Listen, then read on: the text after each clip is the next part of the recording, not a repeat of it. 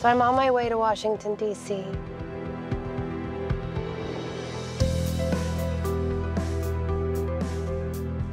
I'm hoping to find out more about my 3 times great-grandfather's Civil War service. I'm Ryan. Nice to meet you, Ryan. Nice to meet you. So these are copies of original documents that are at the National Archives. Okay, what do we have here?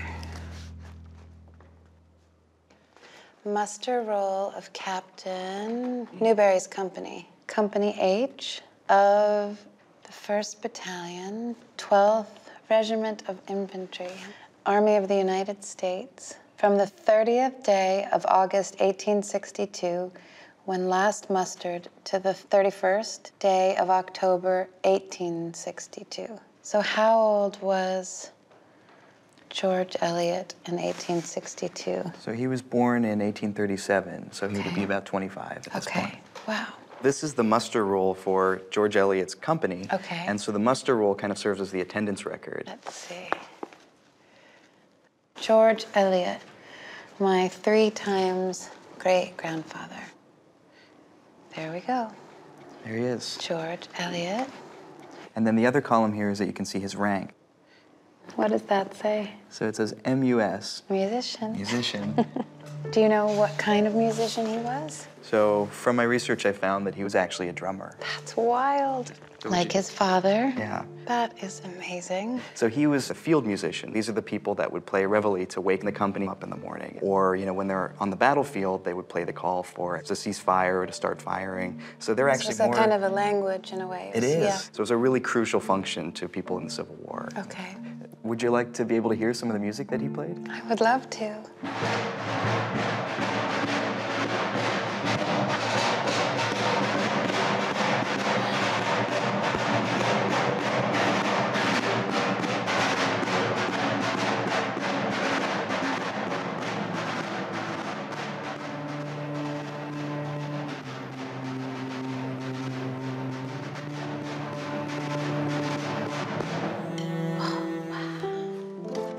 Hi, That Liv. was amazing. Hi, that made me cry.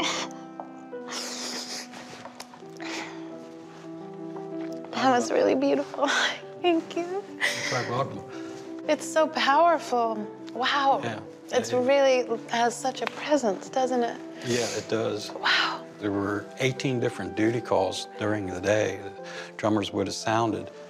Wow. Among all the din of the cannon fire and, you know, firing around you, if you could hear that drum beat, you know, you knew what to do.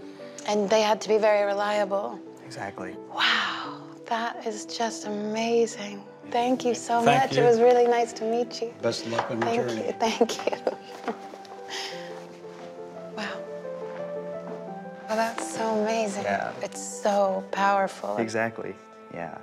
So turning back to the documents, there's some more that we can learn from this muster roll here. Okay. If you want to turn it around to the other side.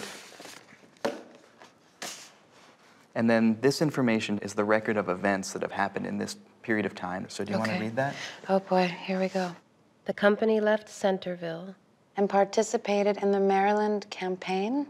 The company with the remainder of the battalion were on picket the night before the Battle of Antietam and acted as support for Captain Tibble and Robinson's batteries during that battle.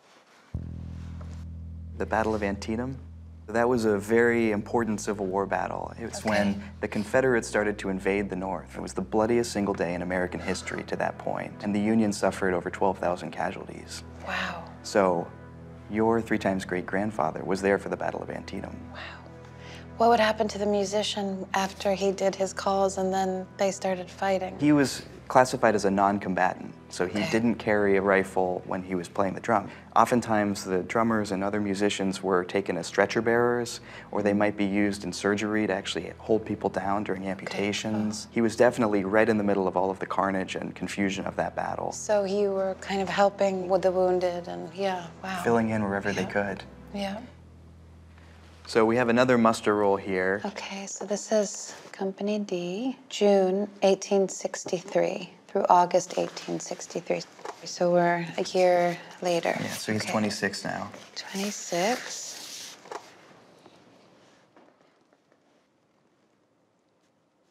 Oh, there. There he is. Elliot, George, okay.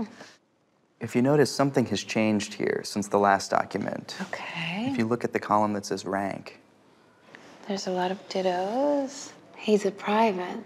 Not a musician. So now he's actually enlisted on the front lines. Okay. So he's in the infantry now. He's holding a weapon. How would that have happened?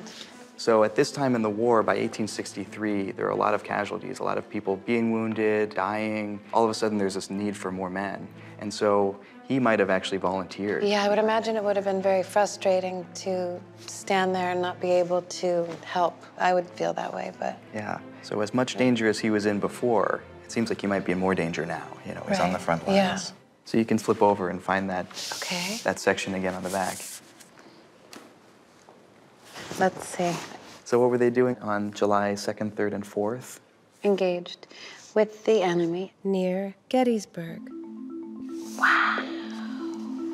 So that's another very famous, important battle in the Civil War. Yeah, I do know of that one. And so now knowing that your ancestor was involved in Antietam and he went on to Gettysburg, I think that you should go there next to find out what you can about George Eliot at Gettysburg. Oh, boy.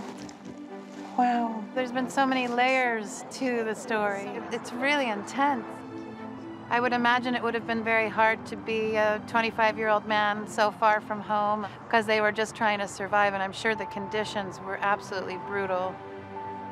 I can only imagine.